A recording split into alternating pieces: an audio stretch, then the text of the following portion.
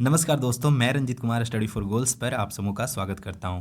Friends, जैसा कि मैं पिछले 15 दिनों से ही कहते आ रहा था कि अब झारखंड में जो है नियमावलियों का दौर नियुक्तियों के दौर में बदलने वाला है और नियुक्तियों के दौर का यह तीसरा वैकेंसी आपके समक्ष है। और यह वैकेंसी फ्रेंड्स वैसे टेक्निकल फील्ड वालों के लिए है जिन्होंने डिप्लोमा कर रखा है। तो यह वैकेंसी है फ्रेंड्स झारखंड डिप्लोमा स्तर संयुक्त प्रतियोगिता परीक्षा 2021, जिसका शॉर्ट फॉर्म है JDL CE 2021।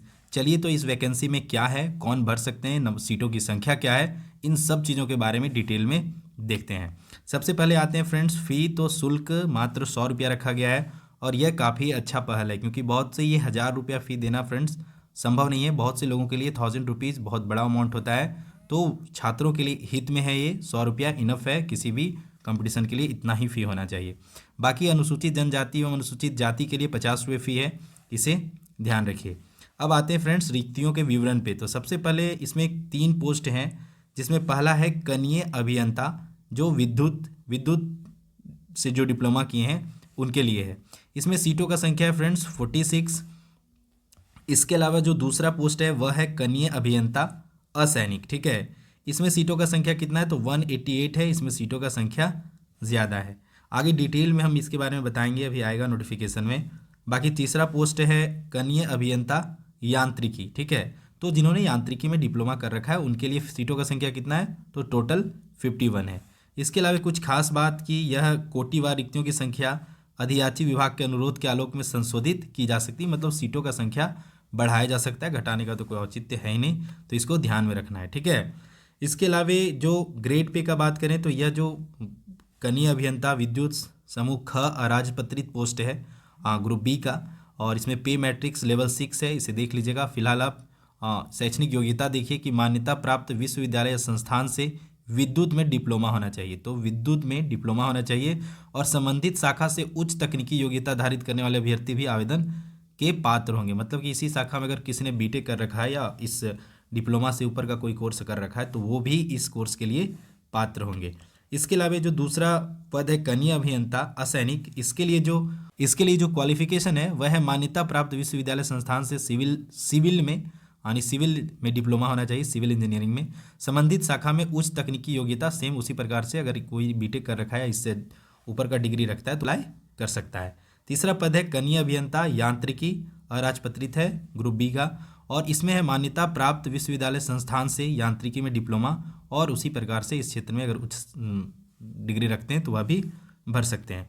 न्यूनतम शैक्षणिक योग्यता के बारे में बता दूं फ्रेंड्स, तो इसमें है कि अभ्यर्थियों को आयोग के द्वारा आवेदन प्राप्त होने की अंतिम तिथि तक वांछित न्यूनतम शैक्षणिक योग्यता धारण करना होगा। मतलब जो लास्ट डेट है इस फॉर्म को अप्लाई करने के लिए, प्रारंभ डेट और लास्ट डेट पे अभी हम आएंगे, इस नोटिफिकेशन में है लास्ट में, तो लास्ट डेट है उस तारीख तक आपका जो है डिप्लोमा कंप्लीट होना चाहिए। इसके अलावा जो अनिवार्य है उसमें देख लीजिए कि अभ्यर्थियों को मैट्रिक जो है कक्षा झारखंड राज्य में अवस्थित मान्यता प्राप्त शैक्षणिक संस्थान से उत्तीर्ण होना चाहिए, ठीक है। तो ये देख लीजिए यहाँ पे 12th इसलिए नहीं क्योंकि 10th पास होने के बाद ही लोग डिप्लोमा में एडमिशन ले लेते हैं, तो केवल 10th का ही यहाँ बाध्यता है। मतलब 10वां आपको झारखंड के किसी मान्यता प्राप्त शैक्षणिक संस्थान से ही उत्तीर्ण होना चाहिए। परंतु झारखंड राज्य में आरक्षित नीति से आच्छादित अभ्यर्थियों के लिए झारखंड राज्य से अवस्थित मान्यता प्राप्त शैक्षणिक मैट्रिक जो 10वां वाला है वह संबंधी शिथिल रहेगा। मतलब जो झारखंड का OBC SC ST है, मतलब आरक्षण कैटेगरी में आता है, वह उनके लिए 10वां झारखंड से पास होना अनिवार्य नहीं है।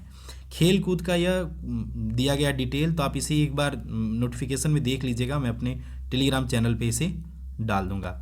छठा पॉइंट है फ्रेंड्स की आयु सीमा। तो आयु सीमा के बारे में भी बहुतों को डाउट था, तो इसमें देखिए उसी तरह जिस प्रकार जैसे CGL में था कि 1/8/2021 को न्यूनतम उम्र सीमा होना चाहिए, न्यूनतम उम्र सीमा का गणना होगा और इसी के आधार पे अधिकतम उम्र सीमा का भी गणना होगा, तो इसे ध्यान रखिए।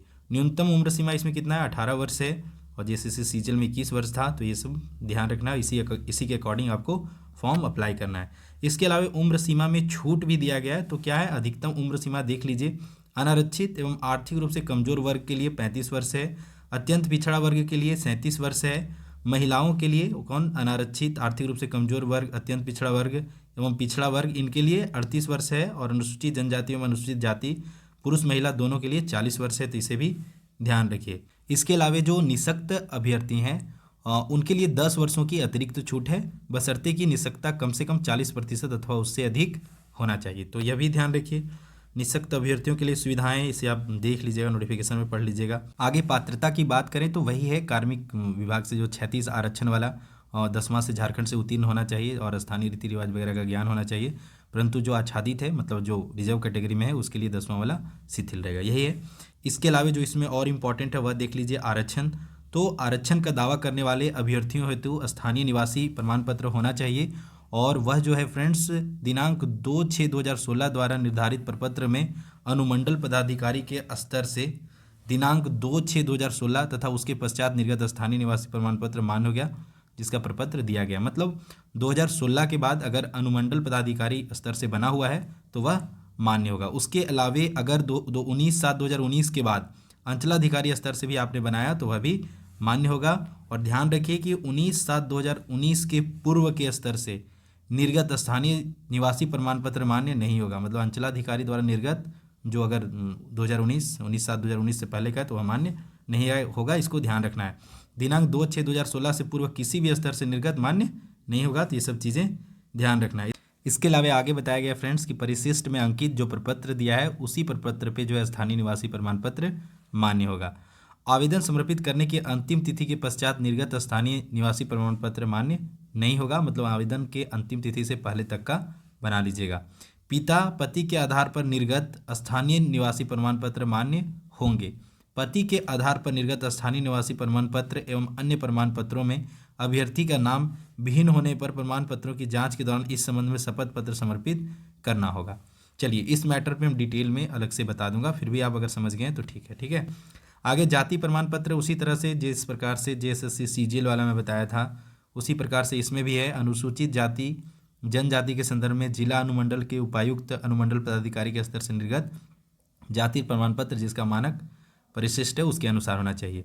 कार्मिक एवं प्रशासनिक वही 2019 की 25/2/2019 के बाद अंचलाधिकारी के द्वारा निर्गत जाति प्रमाण पत्र मान्य होगा। ठीक है, आगे बताया गया कि झारखंड राज्य के अत्यंत पिछड़ा वर्ग या मैंने BC1 या BC2 के संदर्भ में 29/8/2012 को अथवा इसके पश्चात उपायुक्त या अनुमंडल पदाधिकारी से निर्गत है तो मान्य होगा, और बाकी 25/2/2019 के बाद अगर अंचलाधिकारी से भी निर्गत है तो वह भी मान्य होगा। ठीक है, इसके अलावा आगे आर्थिक रूप से कमजोर वर्ग के लिए यहाँ दिया गया है, जिसमें बताया गया कि यह प्रमाण पत्र आवेदन देने की अंतिम तिथि तक मान्य हो गया। वही बात 25/2/2019 के पूर्व अंचलाधिकारी के स्तर से निर्गत अथवा परिशिष्ट में अंकित से भिन्न प्रपत्र अंचलाधिकारी के स्तर से निर्गत जाति प्रमाण पत्र आय एवं संपत्ति प्रमाण पत्र मान्य नहीं होंगे अगर इससे पूर्व है तो।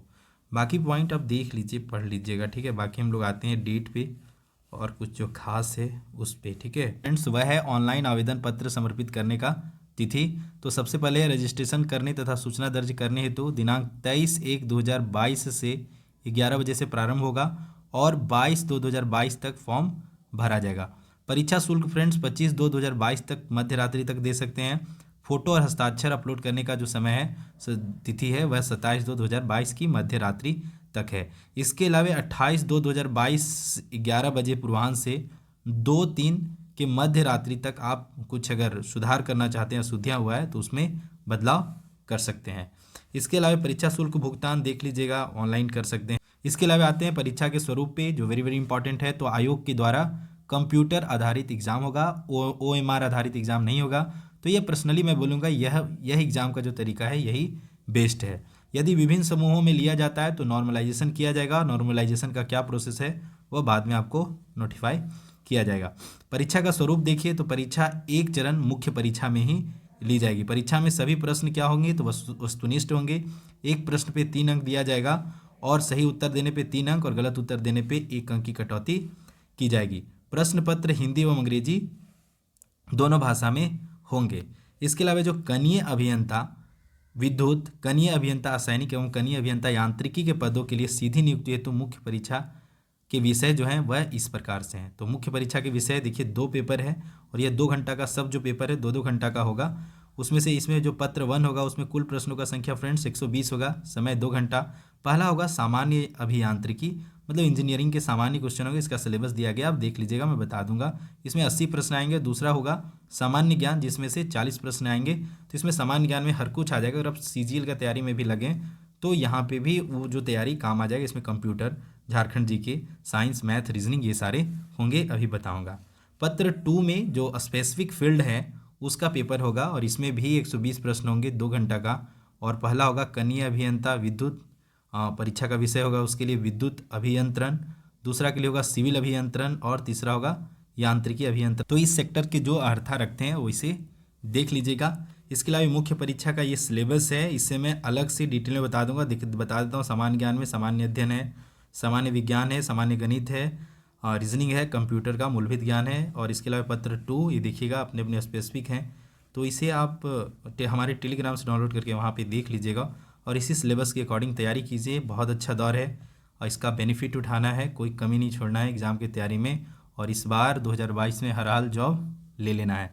परीक्षा में निम्न न्यूनतम अर्हतांक लाना है, मतलब मेधा सूची में बनने आने के लिए आपको इतने प्रतिशत मार्क्स लाने ही होंगे। अनारक्षित को 40%, अनुसूचित जाति एवं अनुसूचित जनजाति एवं महिला को 32%, अत्यंत पिछड़ा वर्ग को 34%, पिछड़ा वर्ग BC2 को 36.5% और आदिम जनजाति 30% और आर्थिक रूप से कमजोर वर्ग को 40% अंक लाने ही होंगे। मतलब वैसा पहले जैसा नहीं कि वैसा कंपटीशन नहीं है कि आपने सबने 0 लाया, आपने 1 लाया तो आपका सिलेक्शन होगा। परीक्षा में इतना न्यूनतम अर्हतांक है, इतने अंक आपको लाने ही होंगे। अभ्यर्थियों के प्रमाण पत्रों का सत्यापन, तो ये सब चीज़ें चलिए उतना इंपॉर्टेंट नहीं है, कुछ और इंपॉर्टेंट अगर है तो मैं उसे बता दे रहा हूँ। तो फ्रेंड्स ये 22वां पॉइंट मैं सारे नोटिफिकेशन में बता रहा हूँ कि माननीय झारखंड उच्च न्यायालय में दायर रमेश हांसदा एवं अन्य बनाम झारखंड एवं राज्य में अन्य पारित अंतिम आदेश इस विज्ञापन के अंतर्गत की गई अनुशंसाएं और नियुक्तियों प्रभावित करेगी। तो चलिए कि कुछ याचिका दायर है, इस पर क्या बदलाव आता है, अगर कुछ बदलाव होता है तो वह इस फॉर्म में अप्लीकेबल होगा, यह साफ साफ लिखा हुआ है। तो चलिए एटलीस्ट आपको नोटिफिकेशन मिल गया है, आपको वैकेंसी का डिटेल मिल गया है, आपको एक मंजिल मिल गया, उसके अकॉर्डिंग पढ़िए। इन सब चीज़ों पे फोकस नहीं करना है, ज़रूरी नहीं है कि ये नेगेटिव ही आए, हो सकता है पॉजिटिव ही आए या इससे कोई बदलाव नहीं आए। तो ये सब चीज़ों पे ध्यान नहीं देना, सिर्फ पढ़िए, आपका काम है पढ़ना। ये गवर्नमेंट का इशू, गवर्नमेंट इसको अपने स्तर से देखेगी। तो फ्रेंड्स यह था आज का नोटिफिकेशन। इसके अलावा अगर आप झारखंड के अन्य एग्ज़ाम JSSC CGL या JSSC के द्वारा कंडक्ट एक्साइज सब इंस्पेक्टर या एक्साइज कांस्टेबल जैसे एग्ज़ाम की तैयारी में जुड़े हैं तो आप हमारे चैनल स्टडी फॉर गोल्स के साथ जुड़े रहें। हमारा एप्लीकेशन भी है, वहाँ पे जाके आप प्रैक्टिस सीट वगैरह लगा सकते हैं। इसके अलावा इस प्रतियोगिता परीक्षा के लिए भी मैं बहुत जल्द प्रैक्टिस सीट वगैरह जो इस क्षेत्र के एक्सपर्ट हैं या ऑलरेडी सेलेक्टेड हैं उनसे संपर्क करके मैं बनवा दूंगा, तो उसका बेनिफिट भी आप एग्ज़ाम की तैयारी को लेकर उठा सकते हैं। तो फ्रेंड्स लगे रहिए एग्ज़ाम की तैयारी में, स्टडी फॉर गोल्स टीम का बेस्ट विशेष है आपको। तो friends all the best for your upcoming exams and for your preparation. जय हिंद, जय झारखंड एंड जोहार।